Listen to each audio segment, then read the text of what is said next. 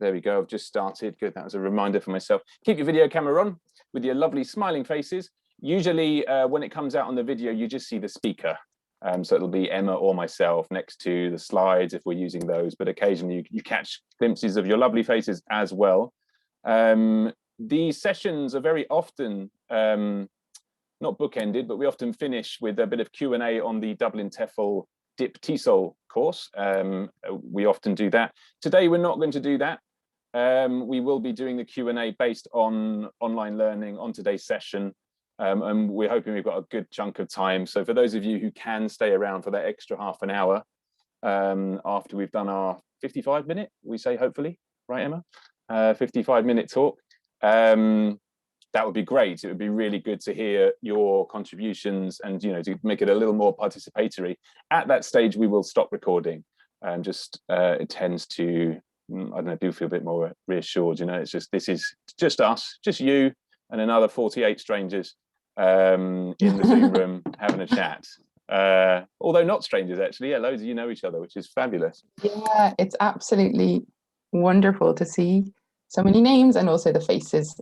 I do like a camera on, so thank you for sharing your lovely faces. It's really nice to see you. I hope you're all keeping well. It's my first Dublin TEFL Open officially, although I have occasionally been lurking and other things around. So yeah, we managed to get childcare, which is impressive in these times. So we've got two of our lovely faces here. It is, it's a total treat. And we get to talk about teaching and training, so it's even more of a treat. Yeah, so welcome. We will probably be getting people, but maybe it's a good time. I think we can crack on, shall we? Yeah, I think so. Also you've got two Emma Flynn's hosting, which I think is impressive as well. I can be in two places at once. So you may see some other magic with place changes and people changes as the session goes on. Watch out for those.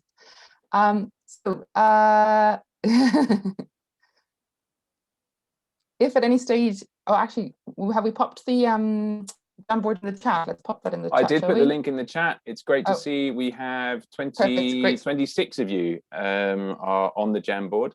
I'm just going to put that in the chat once again, just because we've had so many great messages and hellos. I'm going to put it in again, so you could click on that. Whoever's not speaking will be slightly moderating to the best of their abilities the chat, so you can put in questions as well as we go through, right? Mm-hmm. So the first task on the chat, on the Jamboard, is actually you have to click through to the second page, technically, of the Jamboard, which is about web tools and apps. We're looking for any newly discovered apps or tech tools that you've come across, or maybe old favorites. You can pop on your ideas, but you'll need to, flick through. I'll do a quick screen share, Emma, and show that. I think we've enabled this nicely. Great. Okay. Going to stop you sharing. So yeah, this is excellent. Whoever's doing that, thanks. That's nice, actually. Whoever did that, that's nice and central. Okay, so what does it say? Can somebody, but Emma maybe, yeah? What's the first line of the Jamboard? What does it say? What can you see on the shared screen? We'll tell you when to move on to a different page. Lovely. Okay. So if you've not used Jamboard before, just click on the arrow that I'm on now to take you through to the next page. And this is the page we're on now. And we, at various stages during the session, we might say, right, go on to task number 2. You're free to kind of, look ahead if you get bored. Absolutely. But we will say, oh, we're doing task 1 now. And this is task 1. You can see a couple of people have started. So this is how you do it. Over on the left, sticky notes are good. You click on that. Type whatever you want to type, hit save, and then it comes up. Click away, and then you can move it. Okay, move it somewhere and move somebody else's as well, and delete. In fact, well done. I was going to say I had. Is that you? No, it wasn't me. But I was going to say I haven't heard of that one. So you're on it. Brilliant. This is the place where we'll have a few tasks going as we go along. Okay. Great. So do you want to? Yeah. Let's get back to the PowerPoint. TESOL Fran, you can't see the screen share. Can anybody else see my screen share? Emma, can you see me sharing the I screen? can see your screen share, yeah. Anna Mamick, just because I know you're there. If you turn on your mic, you don't have to turn your video. Can you see me? Yeah, other people can see me screen share. So TESOL Fran, maybe have a quick look at your Catalina, you can see your it, view yeah. settings in Zoom. That might be the issue. Okay. I've just got a message in there. All right. Okay, I'm going to stop my share. So Emma, do you want to, or you can directly take over and share the screen? Our session. All right. Great. Sean, can you say hi in the chat box? I certainly can. Great. Let's move on. So yeah, lots of great ideas on the Jamboard, some that I don't know about, so I might coming back to those in the Q&A certainly later. I'm always keen to find out a new tech tool. Let's get forward to our question today, our title, which hopefully intrigued you, which was our nifty plan, maybe, with this pedagogical distance puzzle. Sean would like to drill it a few times. I wouldn't, so I'm not going to. But it is a mouthful and a tongue twister, and also hopefully something curious, something interesting, because certainly it's something curious and interesting for us. It's made up of a couple of parts, so I think probably we need to break it down and unpack it a little bit, make it clear what we're talking about exactly. So the first part, let's start with that pedagogical distance, what it means or what it might mean. As many of you, I'm sure as well, because I've seen you there, I've been a bit of a webinar conference goer recently, and I've really enjoyed it, especially now we're that year on from things, from the changes, the big changes. I've really enjoyed the conferences recently of the reflection and the lessons that we've learned. And a couple of weekends ago, I was at TESOL Spain, and this term kind of jumped out at me from a talk that I was listening to by a kind of, I suppose, tech or digital guru, you might call her. And her name's Sophia Mavridi, although I'm not sure of the pronunciation, I'll be honest, I'm not great. It's a Greek teacher, trainer, educator, and her specialism or specialty area, online learning, online teaching. And Sophia was a conference presenter at IH Barcelona, where we used to be. And so I've seen her talk many times, but it was really great to see her talk a year after all these changes, and for her to bring kind of her thoughts and her insights from these things to the table, being a specialist and kind of an expert. And this concept or this term jumped out at me, the idea of pedagogical distance, because it kind of basically connected with all these thoughts that Sean and I have been having about, yeah, I suppose the conversations around what's difficult or hard about teaching online, because of course there's loads of things that challenges that have been encountered. And pedagogical distance is what happens when you're not aligning or matching your goals, your learning goals maybe, with what you're doing. It doesn't just happen online. So maybe this word distance is a bit of a put you off and thought it was about distance learning. It's not about distance learning. It's simply about a mismatch or a distance between what we're trying to achieve and how we're trying to achieve it. And I think it becomes really important on the online mode or context, because we all had to jump online, or a lot of people certainly did. For Sean and I, we've been working online for many years. I've been working online for about 7 years. So I wasn't jumping online, but I was watching other people do it, and I was helping other people do it. And what I noticed was there were problems left, right, and center, what you might call issues or challenges, what we're going to call puzzles today, because we wanted to frame it a little bit more positively. And I think the word challenge and issue gets, not overused, but certainly we can feel a bit defeated and deflated by the word. And puzzle makes us feel, I think, curious, interested. And the puzzle is, how can we overcome that distance, or how can we avoid really not matching up our pedagogy and our aims? It might sound a little bit theoretical at the moment. I'll give you an example. It'll help. We all know that we had to jump online and start zooming around.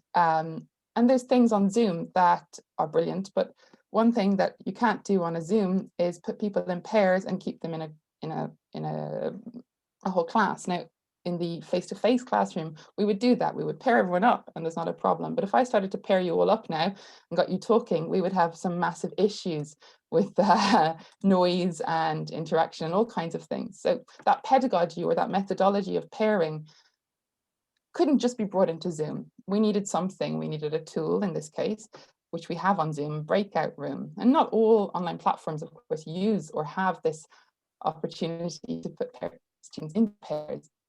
If you were using Microsoft Microsoft Teams for any amount of time last year, you will have known that you had to do all kinds of workarounds with channels to get learners to be able to communicate within the Zoom lesson. So here, where we're trying to bring something from the face-to-face classroom online, we need to have a workaround or a way to avoid or to ensure that we can still do what we want to do in the classroom. But maybe we might have distance when we try to do something from the face-to-face classroom that we can't do online. This is when the distance happens and we can't do it and it causes problems or it throws up issues. And that's when maybe we have to question why we're trying to do that thing online at all. For example, if I was trying to monitor monitor what you're all maybe writing, let's say in a writing lesson, I couldn't do it. I couldn't do it, and I'd have to rethink maybe my role in that activity or how I might achieve what I want to achieve, my pedagogical goal of monitoring or seeing what's happening in the lesson. And what we're talking about today is maybe bringing a bit of critical thinking to how we transfer things from the face-to-face classroom to the online mode, to ensure that we're not just taking things across because we can or we can't, but we're taking them across because they help us achieve what we want to achieve. And sometimes that might mean doing things in a completely different way.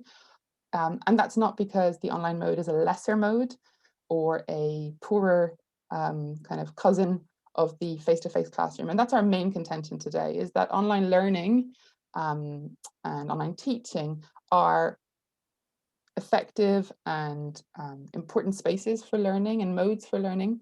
That's what we do mostly nowadays for a long time. And we know it can work, but the question is how to do it so that we can achieve what we want to achieve pedagogically. And maybe that is not by using classroom pedagogy all the time. And instead, maybe we need to move towards some kind of conceptualization of an online pedagogy. So that's the sell, that's the talk. Yeah, Sean. Thanks. So where do we go from there? Let's pop on to the next slide and have a look at some of the areas that very often come up when people talk about what's different. You know, these are sort of things that people talk a lot around. Well, we can't talk about all of these, so we've basically, if we go on to the next slide, we've selected 4 key puzzles that we still puzzle over.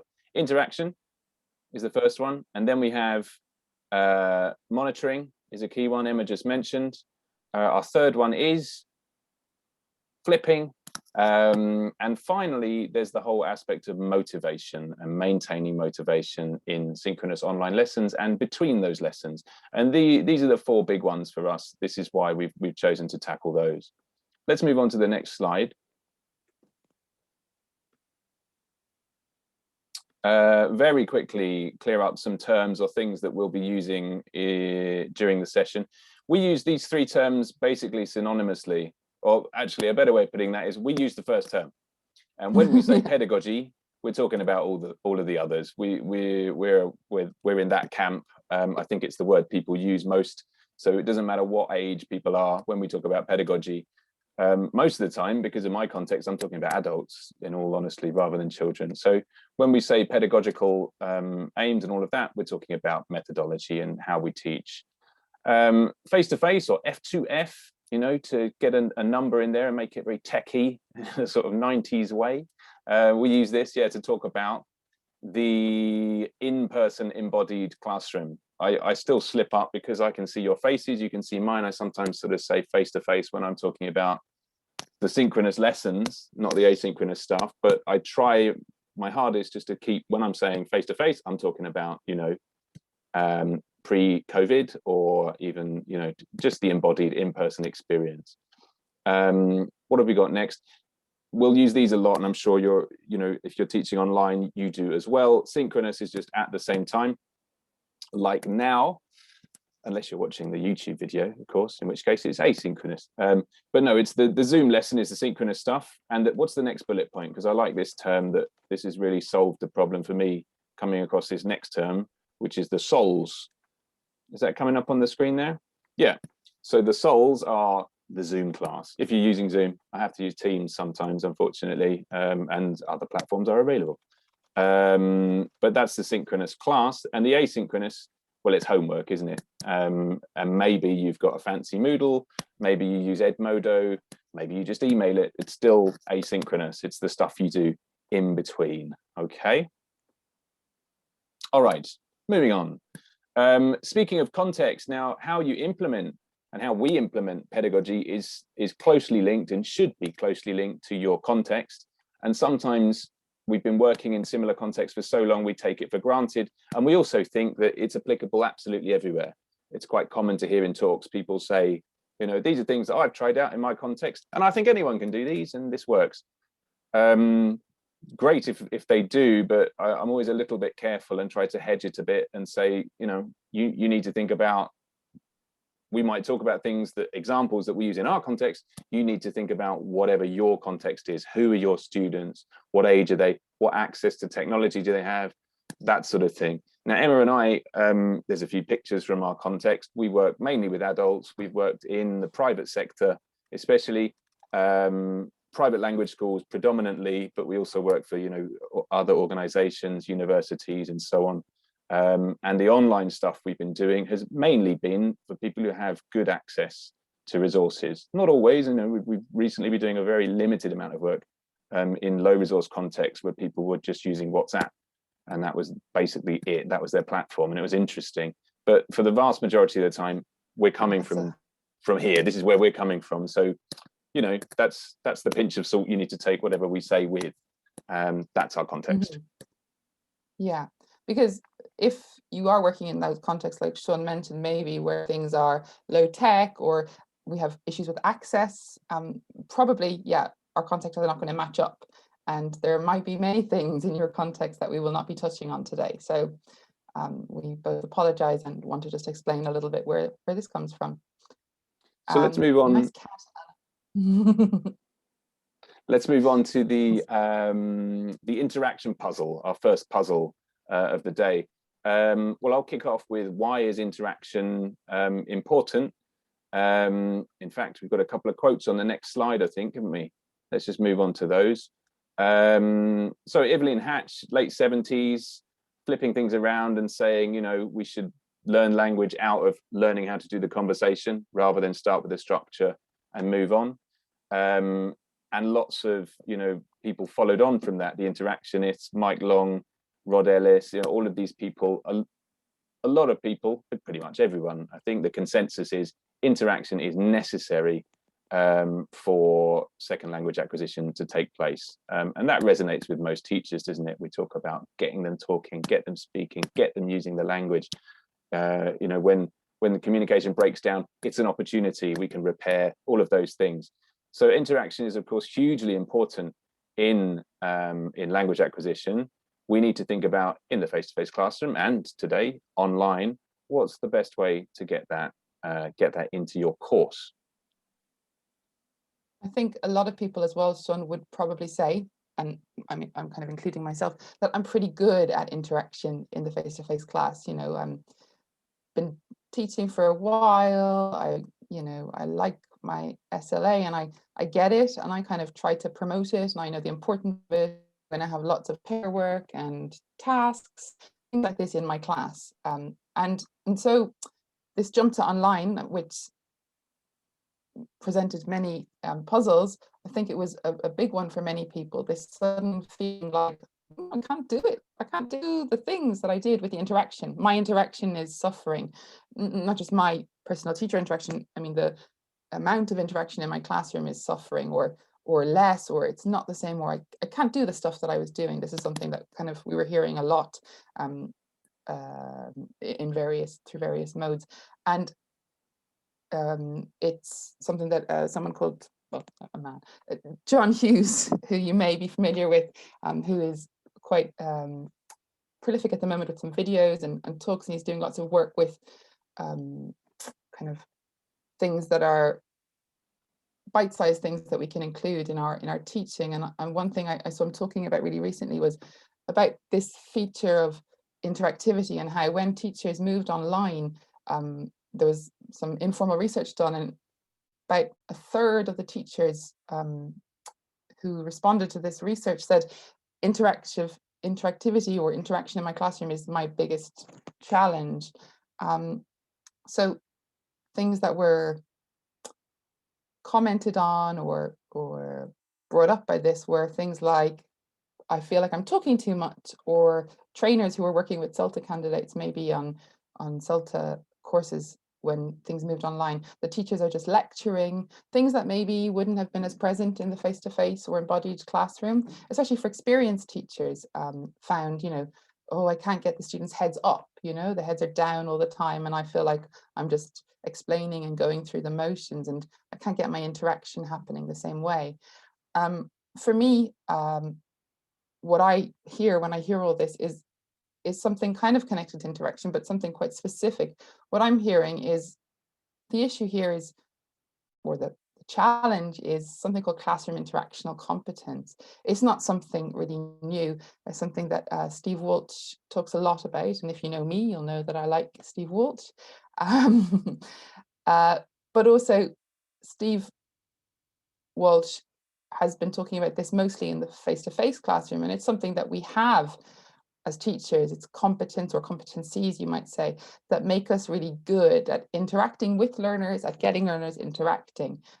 It involves kind of three main strands, you might say.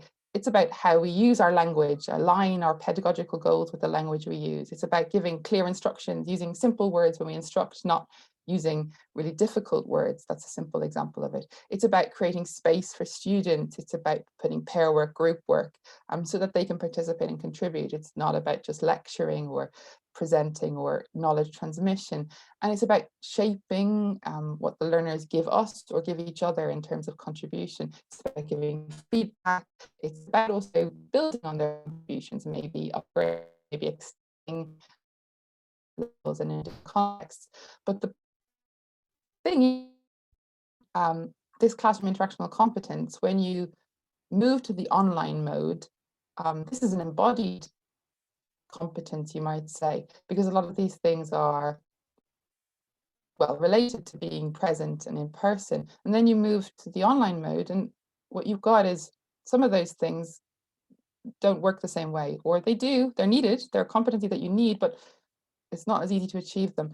And there's also other things that you need. So some really recent research that Walsh has been doing in various institutions around the world with Morehouse and Lee, you'll see the reference at the end, and we will have an extensive bibliography and supported reading for everybody to share after the session. But what was found is that this e-classroom interactional competence actually involves extra things. So it's that stuff that we just said before, plus it's things like being a bit clearer or being clear and explicit with learners about what the interaction expectations are. So when teachers find that they're lecturing all the time, part of it is, yes, maybe, not being used to the mode itself, but also maybe the learners not being used to the mode. They don't know what to do. They don't know when they can do this turn-taking stuff that usually happens in the classroom. And also there's cues that are missing. Obviously, there are physical cues that we're missing, that we're not able to pick up on, that facilitate that interaction in the embodied classroom, and that need rethinking in the online mode. So one thing that you can do, and that I've done, is that you can kind of create an online classroom interaction code. I think most people, have had conversations with learners about whether cameras on, things like that, whether we can use the chat box. And I'm talking about those things, but I'm talking about going a bit further, maybe. Yeah, using L1, Kevin said, maybe not using L1 perhaps, or using it in certain circumstances. And because I'm a big fan of getting the students to do as much as they can and to give them as much power as they can, I would probably be inclined and suggest that this kind of code is negotiated with learners, and that it kind of helps us to achieve that classroom interactional competence for ourselves, what might be missing or what we might feel lacking in that mode. So here's some prompts maybe. Maybe in the chat, you could add some ideas of what your ideal classroom interaction code would be. And get a couple of ideas going would be great. You can use any of the stems you like. So in the chat.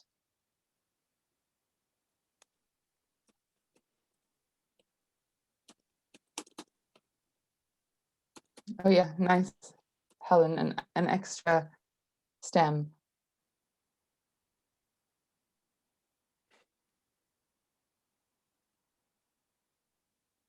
Yes, Stephanie, it's good to comment in the chat. Yeah, this is really important. Avison, for me, this is a really crucial one. It's okay to ask questions. Even it's important, maybe I would say, in my for a lot of learners I work with who would really feel like, you know, maybe they shouldn't, or it's not their role, possibly, especially in this online mode.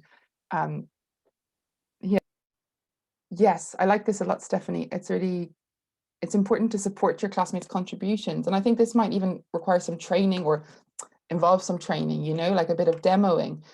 These are all things that probably we do train in the face-to-face or embodied classroom through doing them, you know, encouraging students to respond to each other, asking for, you know, a little bit more information, these kind of things from each other. But in the online mode, maybe we forget, or again, maybe learners just don't think that it's okay to do these things. So working out some kind of code is important, I think. I'll move on to the next one. You guys can keep sharing your ideas. So then another thing that this study found that we need, or another competency, an e-classroom competency, is that we need much longer wait times for learners. And I think that's something, it's really easy for me to say that, and it's really easy for everyone to go, yeah, that's true. But it's hard to remember sometimes. And it's something as well that I think needs practice, especially if you're working with teachers on training courses, things like that. So helping teachers, if that's what your context is, like it would be my context and Sean's context, helping teachers build that wait time in. So giving them tricks like maybe a sticky note on their desktop, on the computer, you know, remember to wait. Maybe giving them tricks like count to 3, count to 5, perhaps when you ask a question, or something else, sing a line of a song, whatever it might be. And then the other thing that I found is that e-classroom interactional competencies include a kind of specific way of questioning. We all know, sort of are familiar with these ideas of eliciting and questioning techniques for the embodied classroom. But I don't know if you've tried to CCQ online or do these other kind of questioning techniques or nominations. A lot of them just fall flat in their face, or you feel like you're kind of talking to the empty room phenomena. So from this study, what Morehouse, Lee and Walsh found is that there's very specific questioning techniques that are more effective in the online context. One thing that we do, what is needed is more nomination strategies. Another thing that's needed is more use of kind of double sets of questions. So perhaps a closed question with a response in the chat, and then eliciting through that, using the responses in the chat, the closed question, to nominate someone to give a longer response. So this kind of helps avoid that, you know, throwing the question out and nobody answering, or the strongest learner in the room answering. And it's something that maybe some of us use in the embodied classroom, but I certainly know that I would rely more on visual cues in the embodied classroom, and in the online mode I need to use more sort of these kind of techniques, you might call them. And then the other thing, which we're obviously using today, and I'm sure lots of you do, is that it's important that there's multiple modes. So a back channel, maybe through an alternative mode like Jamboard or Google Doc or WhatsApp, as well as using the chat, yeah, so that learners can share and that you can gauge and get that kind of interaction and participation as well as interaction happening in a way. Yeah, great. So Alan has a lovely idea in the chat. Alan, I hope you don't mind me sharing. That, yeah, cross-class nomination, which is something that maybe many of us would be doing in the face-to-face embodied classroom, is a little bit harder online, but we can do it still in the online mode, although we might not think to do it initially when we move online. So this is what we're talking about. All these techniques kind of help us to make sure that our pedagogical distance isn't large and that we don't have issues with our interaction. So that's the whole crux of our argument today, is that we need to tweak, we need to change, we need to adapt to help things be more successful. Okay, this is an idea, speak, pass, nominate, which I'm actually going to keep for the end, if that's all right. We're going to fly through and move on to the next thing, which is a simple idea, nothing revolutionary. And if you know me, you'll not be surprised when I say that the best way to develop your e-classroom interactional competence is to reflect on it. Surprise, surprise. So the online mode offers a amazing affordance, which is that we can watch and listen back to ourselves with, obviously, with learners' agreement. We can easily watch and listen back. And if you're familiar with Steve Walsh's work, you'll know that he provides a framework for how you might listen and watch yourself teach, and how you might analyze your own classroom interactional competence. One thing you can do, a quick thing, if you don't want to go through a whole sort of framework that he provides, is you might just make notes as you listen back on things that you notice that jump out at you, that are maybe a mismatch between what you're trying to achieve and maybe the language you're using that you're trying to achieve, how you're trying to achieve it. You might talk over somebody, you might have a critical friend. I have a critical husband. Lucky in the positive for sense. me, I think that's sometimes unfortunate for him. We all need critical friends.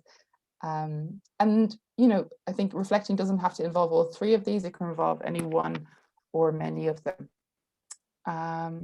Yeah, there's loads of great ideas in the chat too. So if you are more of a digital native than me, as I'm becoming more digitally nativized, you might be able to process all the multiple modes. But this is something our learners obviously can do probably a little bit better than some of us. I'm talking about myself, no reflection on the audience, who are, I'm sure, more proficient at this than me. But yeah, really great ideas in the chat. So it's lovely to pop in there and have a look at what people are saying. I won't have time, I don't have time to go through everything, but it is there for viewing, so that's nice.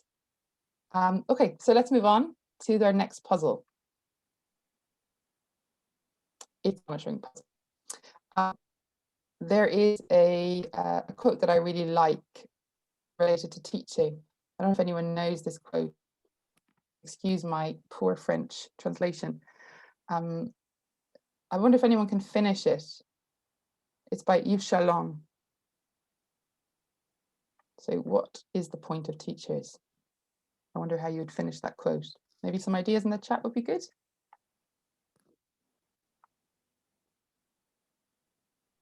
Did you just say my name there? Who's that? Najat? No. Yeah. Some, oh, nice.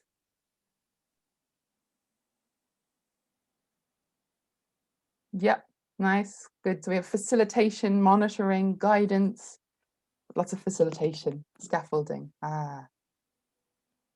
Mediators we have, an audience of mediators. So yeah. Our people. Yeah, so this is Yves Chalon's answer. And I like this, it chimes with me. And I think when the world jumped online, and it wasn't just some online teaching was happening, but only online teaching was happening, this is something that really struck me as maybe a possible puzzle that we needed to solve, because listening is not the same in the online mode. I cannot listen to all my students in the same way that I could in the embodied classroom. I was that teacher who was able to tune into any conversation from the middle of the room, much to my students' kind of dismay sometimes. But you know, that's the kind of teacher I think a lot of us are. And online, we feel that difference. We feel that lack, I think. I know Sean wanted to finally say something. And it's at that point I can feel my internet connection just dripping away. But yeah, the key thing here is all the stuff we were talking about, the mismatch sometimes with your aim and your pedagogy. So what we would sometimes see is an attempt to use our default mode if indeed our default is the face-to-face classroom, and use that as your way of monitoring. So if we just click on one of our big defaults, would be just to look around the room, scan the room and see the faces. And I don't know, depending on your screen size, whether you can see this snip. This is taken from Barcelona TEFL Teachers Association. Those of you who are members will know this is a hotbed of discussion on the key issues of the time in teaching and pedagogy. But yeah, this is quite a common thing. Somebody's put up a poll saying, hey guys, what about you? Do you insist on cameras on, off? I had a guy who kept turning his camera off, thought he was bored. Turns out he was just having a beer and a cigarette, and he thought it was more polite to switch off his camera during the lesson. What's your take, guys? And it's like, yeah, cameras on or off. People can drink and smoke whatever they like. I think that's the most popular one, indicating more about TEFL teachers in Barcelona maybe than the students. Or no, cameras on all the time or not on. And it's just one of those issues where, for different reasons, people might have their cameras off. For example, with recording, that's a big reason why a lot of you might have it off. Or whatever you've got going on, especially with emergency online teaching, whatever's going on in your home lives, you haven't got the space, the room's a mess. Looking around here, you can just see the blank wall behind me.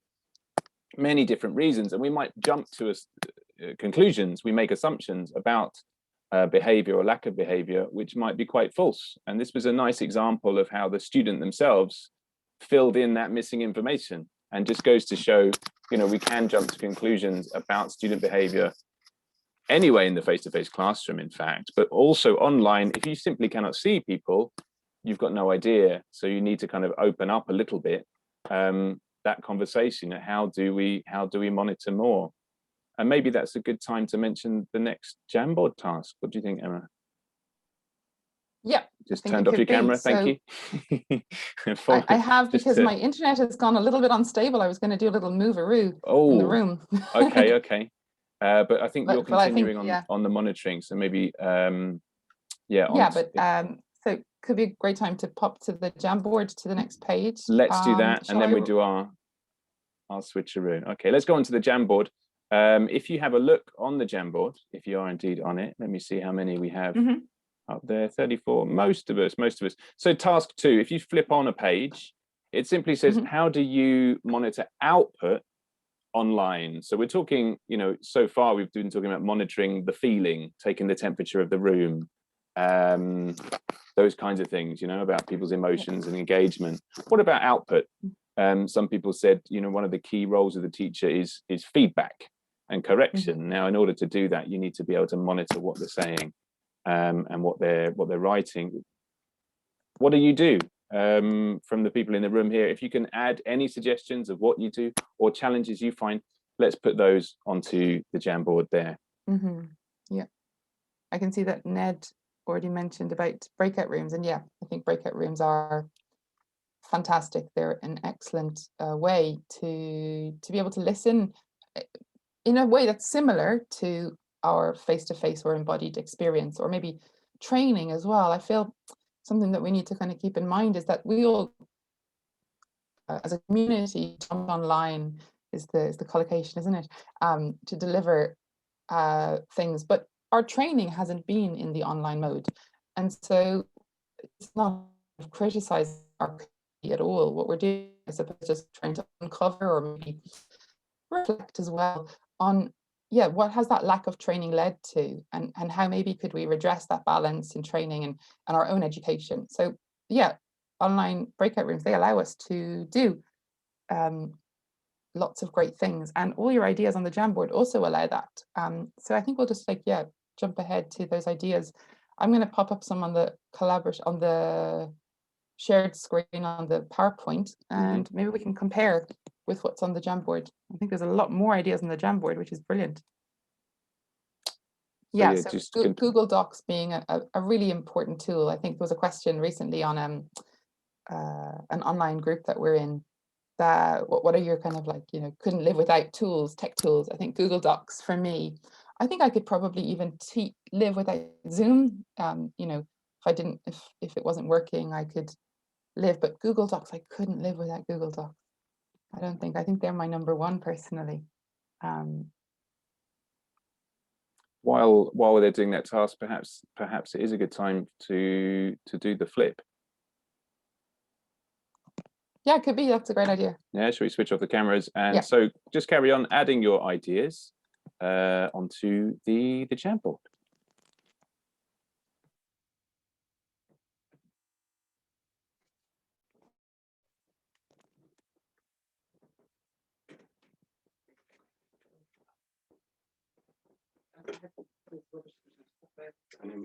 Sometimes it's all right. I can hear you all the time. Okay, kids are out, so you can leave the door open. Say again.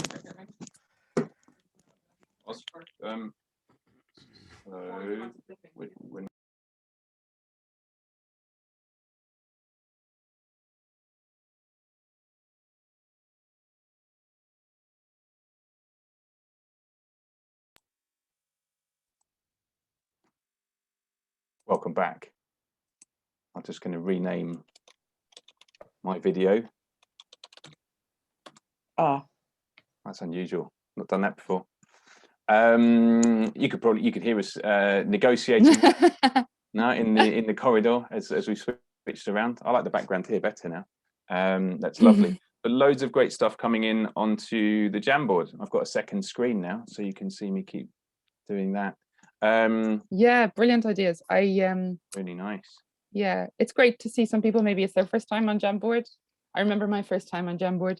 It's pretty exciting and I love it. I think it's fantastic. And I've been to, speaking of Jamboards, Lesson Jam, which some of you I know are much more involved in than I am, but I've been to one and I love it. And I wish I had some more possibilities of going to more, but given the two children that we have in the house, Sunday afternoons aren't always the easiest to get to a lesson jam, but I highly recommend them. So yeah, maybe if anyone who is lesson jam aficionado, maybe in the chat you could share, if you could share a link or something, because yeah, they're just brilliant, a chance for sharing and teacher generated materials, and you know, a lot of that extra planning and things that you like to do, you know, if you meet like-minded people together and just discuss different ideas and share them, that's great, isn't it?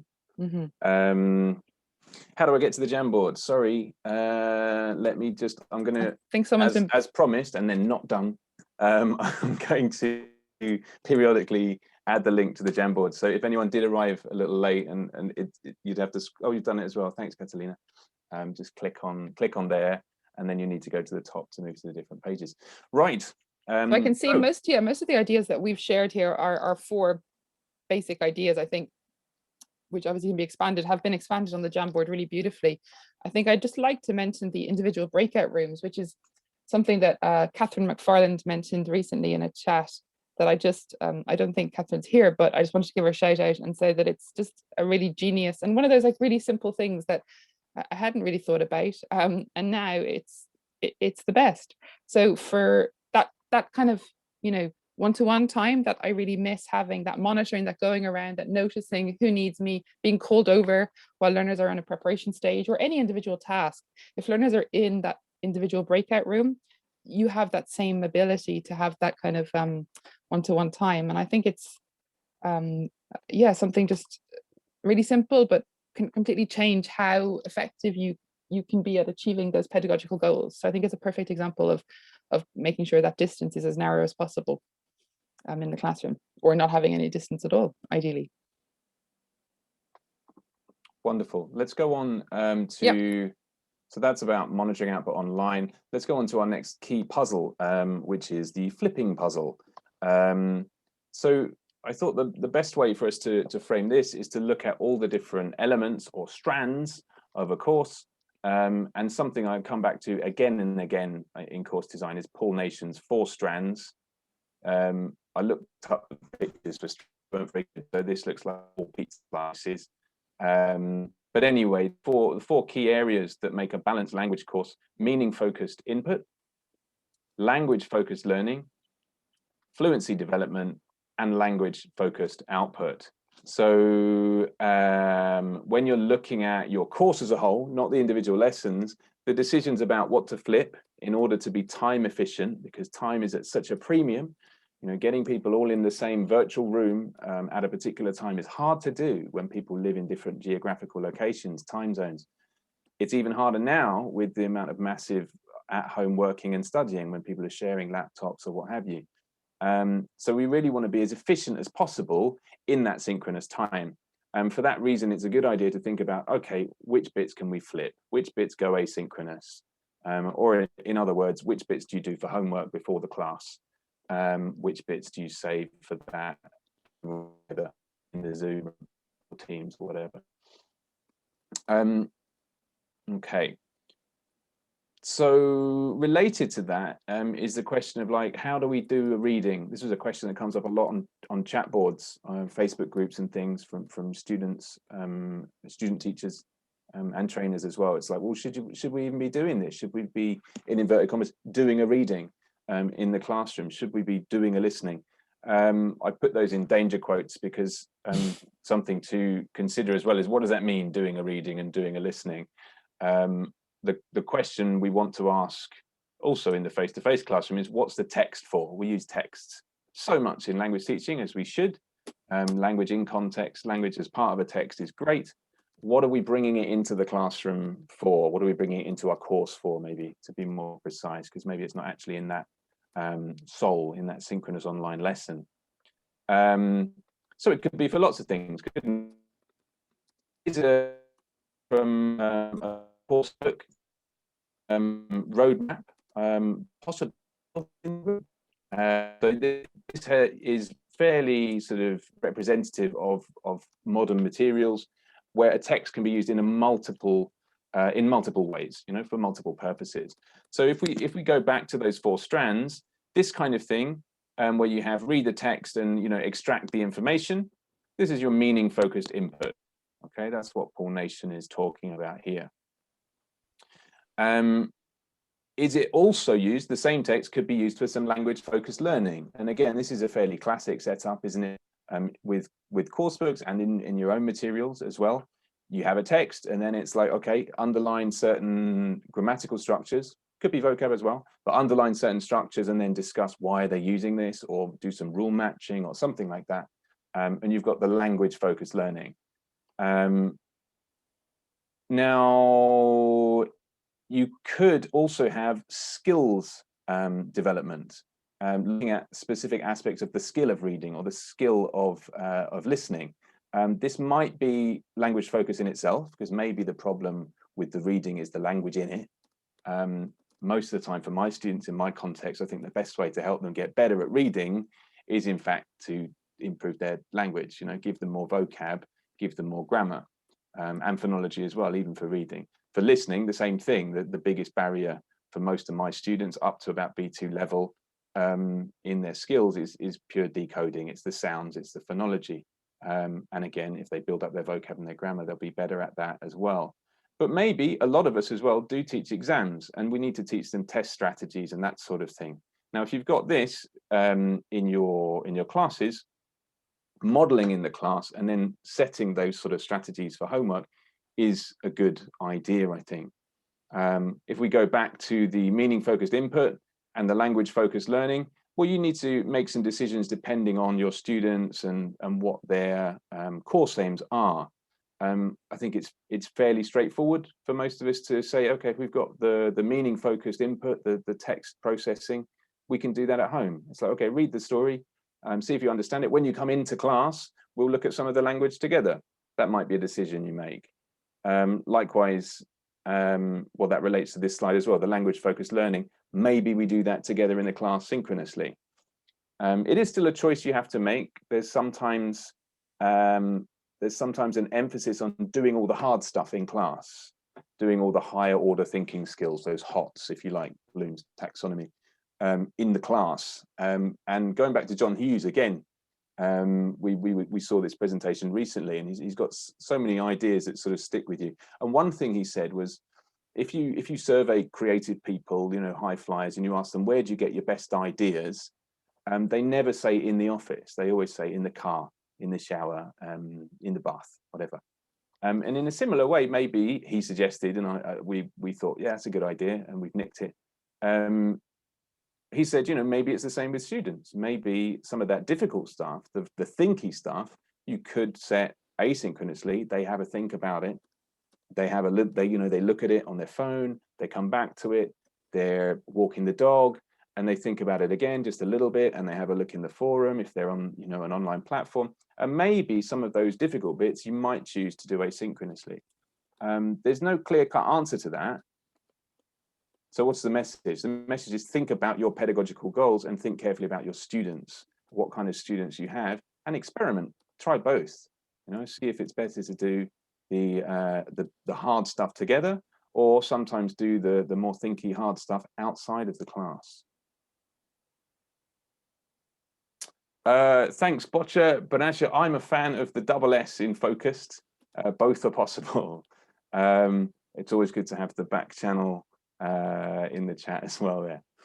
So let's have a look at an example of skills development. So this was a nice idea, again, stealing a good idea I've seen from somebody else, that Kyle Duggan, maybe it's Dugan actually, who I used to know in Italy, or I met in Italy rather, and he's got a great blog together with Lindsay, and they do a lot of stuff on exam technique, but there's loads of great stuff there. I'd recommend you check it out. Dynamite ELT. And he came to the IH Barcelona conference, got him over, and he did this talk on process listening, talking about exactly that thing we just mentioned: model a strategy in the class and then set it for homework. And this is really easy to do for listening, where you might focus on phonology. And he's got these 10 steps, but the 3 core steps that stand out for me for problems my students have are these. So steps 5, 7. Have a quick look at what's on the slide there.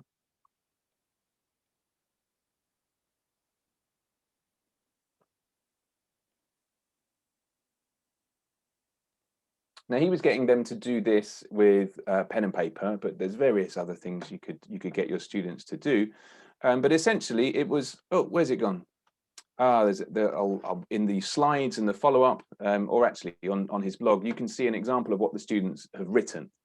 In fact, actually, where is it? It's on the previous. There it is. If you zoom in, I don't know what device you're on, you can see this bit here. This is what the student did. This is the student's homework. So they listened to, it was a podcast, it was a TED talk, it was a TV show, whatever. And it's good if you get the students to choose those. And then 3 spots that they found difficult and think, why is it difficult? What was hard? And maybe in the class, in the synchronous, the sols, you can come together and discuss that, give some more examples, maybe show them some rules, if there are rules or patterns which frequently occur, like, I don't know, a d sound being elided in the middle of 2 consonants, that sort of thing. Find out why there's that problem. And then the dictation, the sort of self-guided dictation. This is very good training. It's something that I've tried. Emma and we tried it with Spanish. We did. Trialing the technique in a way, and we were really quite engaged by it. I mean, maybe we're unusual people. If we'd had a teacher who we could then go and speak to about it, I think we'd have carried on learning Spanish. Yeah, I think that was the crux of it, wasn't it? It's like we were autonomous and independent, but we really did need the instructor to do that extra thing. That the next thing that we want to talk about as well, isn't it? Really, that motivation thing. Definitely. Okay. Let's move on to that final puzzle. Yeah, in terms of, I think that's a really nice segue. You know, that idea that we can do, like, learners can do lots of this stuff, and this is the big puzzle, isn't it, about online learning? You know, the role of the teacher. It's a whole area. You know, how useful, useless are we? And I do think that here, when it comes to the motivation, funnily enough, I'm a big believer in the role of the instructor as motivator, coach, cheerleader, you know, all these different things that we might have, friend, counsel. You know, this for me, in my experience as a language learner, not having had, I think accounts for a lot of things that I didn't have success with, because I did try to do it alone and needed the instructor. And when we moved to the online mode, again, going back to that research that was done just when things moved online, the biggest thing that teachers said that they had challenges with or puzzles was motivation. They were finding that their learners were lacking engagement, they were lacking participation, and they were lacking maintaining the ability to continue the course, or attrition, you might call it. Now, I know, Sean, we have lots of things that we might want to share here, but maybe we could just bring up the final one. Yeah, so all the ideas. Yeah, I don't think we'll have time to talk about Jess's stuff, maybe, unfortunately. Okay. Maybe we'll just talk about Jess's stuff, will we? Let's talk about Jess's stuff. Yeah. Cool. Okay. So yeah, another great idea, you might call it, which we encountered recently at TESOL Spain, was from Jessica Mackay, who is just an amazing source of brilliant ideas.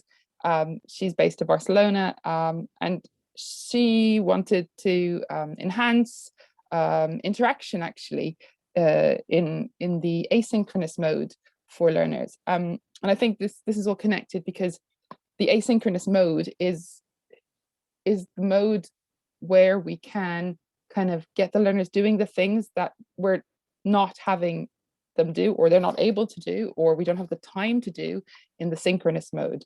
And I think, there's a lot of argument about, like, my learners don't have time to do asynchronous stuff, etc., or, I need to do it in the synchronous mode. But there's some of the work, if you might like to call it, the dynamic work, the rapport, the group building, the bonding, the motivation, the coaching, the cheerleading, that we need to put somewhere in the course. And I think asynchronous mode is the great place to put it.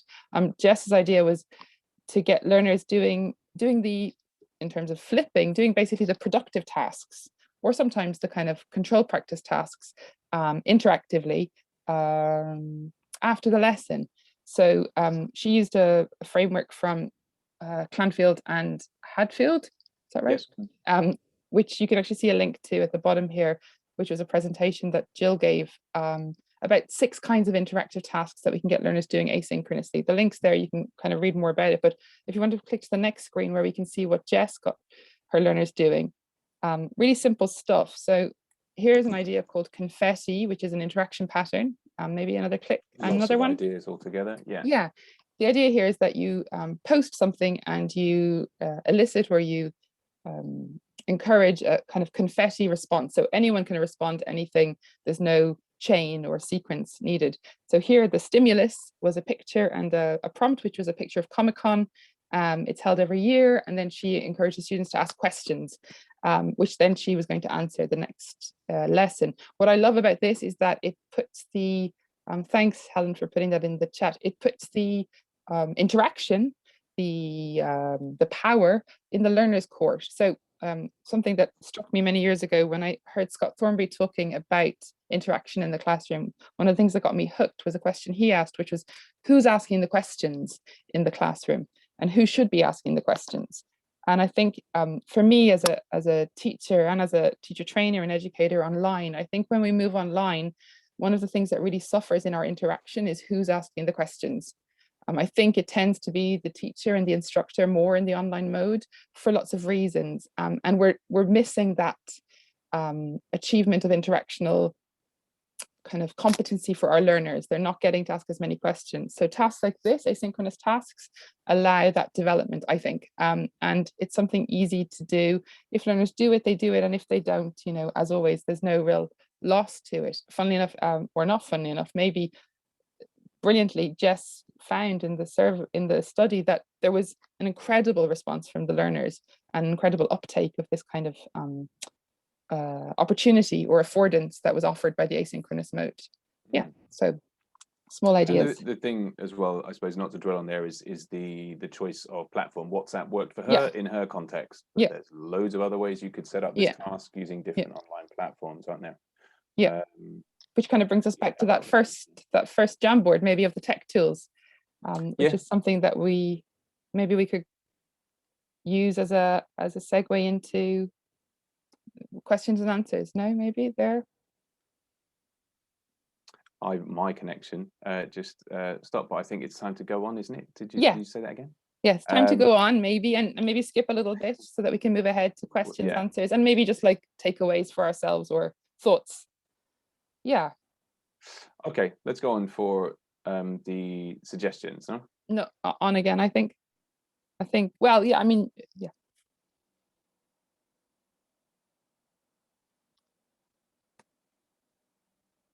Have we got, I think we did, maybe we lost Sean. Nice, and our Sean's screen back. is back. I'm back. It's bizarre that we're both, you know, in the same building. Okay, let's go back to let's share that again.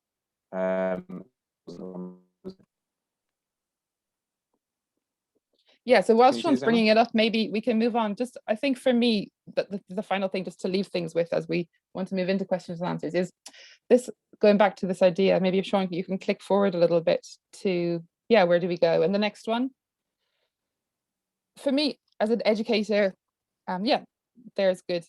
As an educator and as a teacher and as a practitioner in an online mode, I'm keen and I want to learn more about the pedagogy of online. I think that's a term that's thrown around, online pedagogy. And I want it to be included more in education programs for myself and for other people, so that we're not just transferring or trying to transfer something from one mode to another, that we're being more critical and we're thinking more. In line with that, something that I do know about and I do like, and I think is very useful framework is something from maybe one more click, from Julie Salmon, which is a 5-stage model for online learning. We haven't spent a lot of time talking about this today because John Hughes, who we've mentioned a couple of times now, has a fantastic webinar explaining how the 5-stage model applies to English language teaching. It is something that I would highly recommend you look at if you're either training teachers to work online or just teaching online yourself. It's principled, it's robust, and it's everything that I think we should be doing online. Yeah, and it's a kind of way to critically look at what you're doing online and make sure you're achieving what you hope to achieve. I'm just going to add that into the chat as well, so you can quickly click on that one. Okay. Perfect. And then I think Sean, As a reminder to myself, you're actually recording on that okay, computer great there, so let's hit stop